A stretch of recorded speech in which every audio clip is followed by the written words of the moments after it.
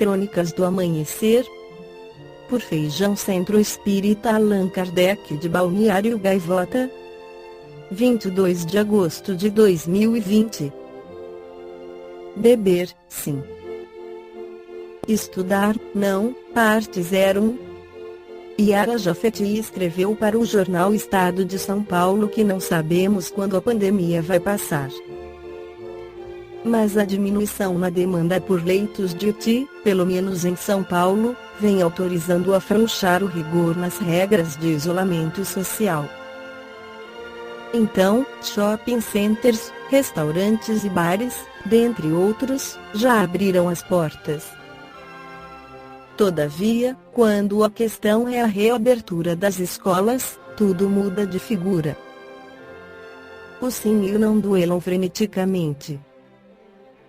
E enquanto os embates são travados, ficamos a perguntar o que estamos vivendo e, mais ainda, o que é de fato importante para o Brasil. O que é de fato relevante para famílias inteiras que voltaram às praias sem máscara, ou admitem cuidadoras despreparadas tomando conta de várias crianças em locais nem sempre apropriados, ou silenciosamente aceitam que escolas abram seus parques para alunos brincarem de forma clandestina? A quem estamos enganando? É claro que a economia precisa girar. E girou até então, embora em menor velocidade, graças ao home office, às vendas online e ao delivery, como é tratado o serviço de entrega em domicílio. Porém, não há dúvida quanto ao que parou de vez o acesso ao universo de convivência e aprendizado que só a escola pode oferecer. Enquanto a reabertura do comércio contou com horários alternativos de funcionamento, nada disso foi pensado para as escolas. Ninguém pensou em primeiro lugar nas crianças e nos jovens, ainda que o futuro do desenvolvimento e do crescimento de qualquer nação dependa deles. Ninguém programou o sistema de turnos durante o dia escolar, de forma a garantir o necessário distanciamento, acompanhado de todos os protocolos necessários. Qual será o impacto na questão da evasão escolar? Quantos jovens desistirão de sua formação acadêmica sem as aulas presenciais? Quantos têm acesso a hardwares que permitem a educação à distância? Quantos se interessam pelos conteúdos propostos sem a interação com os amigos e a intermediação do professor?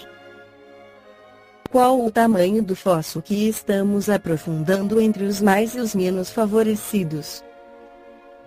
E qual o prejuízo socioemocional que estamos causando a crianças e jovens? Na empolgação de uns e desinformação de muitos, propalam-se apenas os riscos, muitas vezes superdimensionados e alarmistas, da reabertura das escolas. Porque a vida de um médico vale menos que a vida de um professor? Porque um tem de se expor e ao outro é franqueada a possibilidade de ficar em casa? Por acaso formam-se médicos sem professores? Ambos dão vida e trazem luz à humanidade em sua profissão. Médicos de risco foram e são afastados. Professores de risco também devem ser afastados. Porém, estes podem continuar ativos, tutelando jovens professores que, com menos risco para a própria saúde, têm mais condições de estar na linha de frente com alunos estagiários. E todos só têm a ganhar com isso.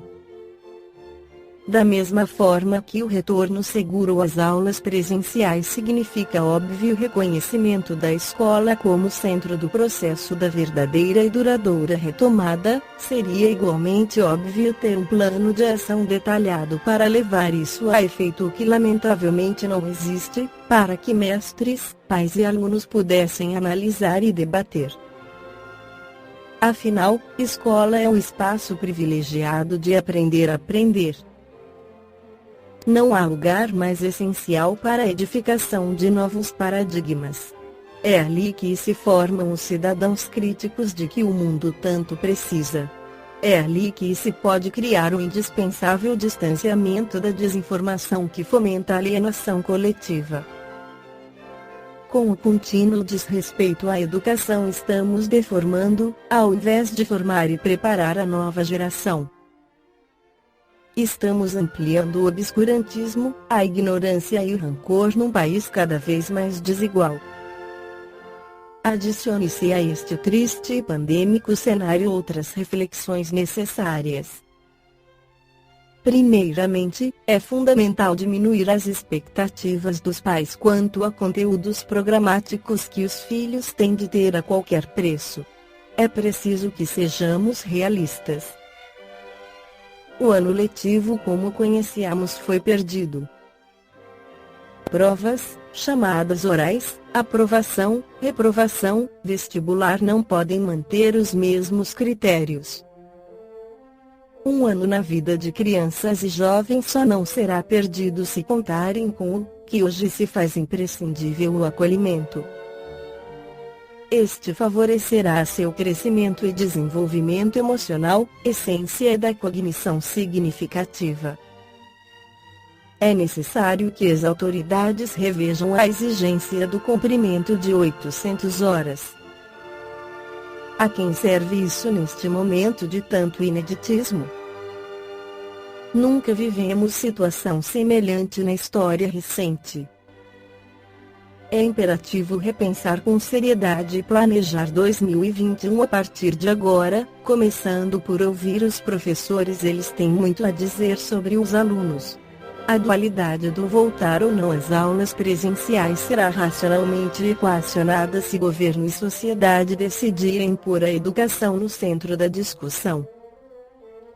Se desejamos continuar comendo, bebendo, comprando, enfim, vivendo, é preciso garantir oportunidade de ensino àqueles que, em poucos anos, estarão produzindo, servindo, enfim, construindo as estruturas indispensáveis à existência de todos nós. E o resumo de tudo isso é só a educação.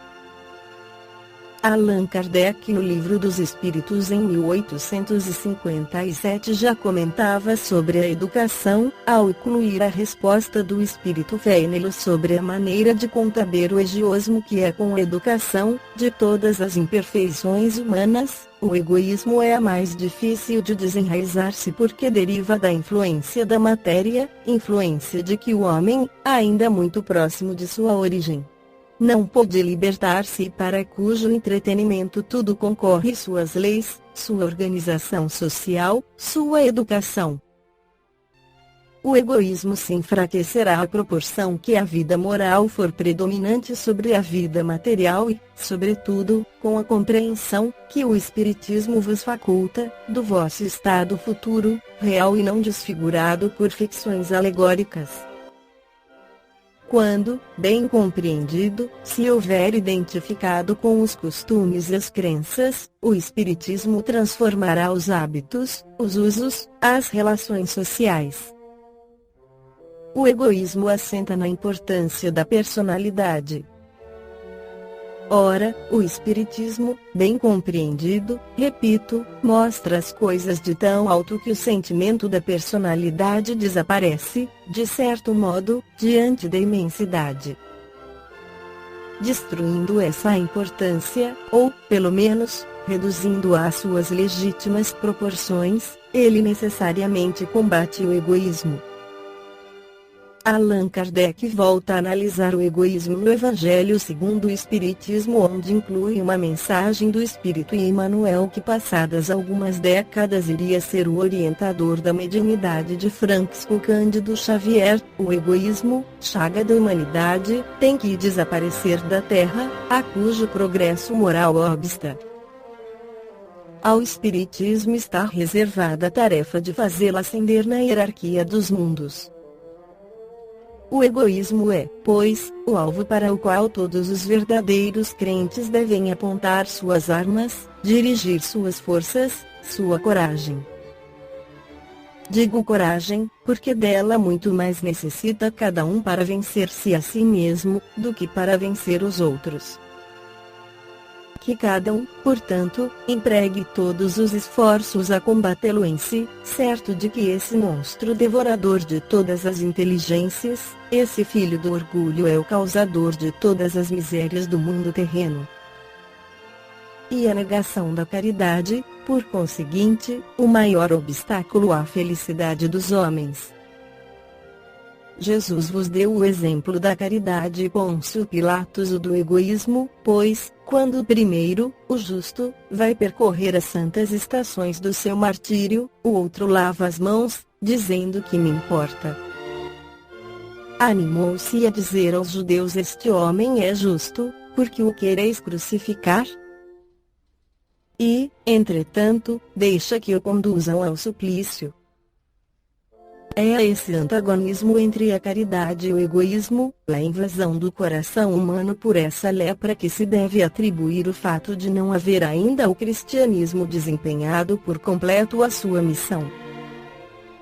Cabem-vos a vós, novos apóstolos da fé, que os espíritos superiores esclarecem, o encargo e o dever de extirpar esse mal, a fim de dar ao cristianismo toda a sua força e desobstruir o caminho dos pedrouços que lhe embaraçam a marcha. Expulsai da terra o egoísmo para que ela possa subir na escala dos mundos, porquanto já é tempo de a humanidade envergar sua veste viril, para o que cumpre que primeiramente o expilais dos vossos corações. Esta foi a crônica do amanhecer de 22 de agosto de 2020. Por Feijão Centro Espírita Allan Kardec de Balneário Gaivota. Que a paz esteja com todos.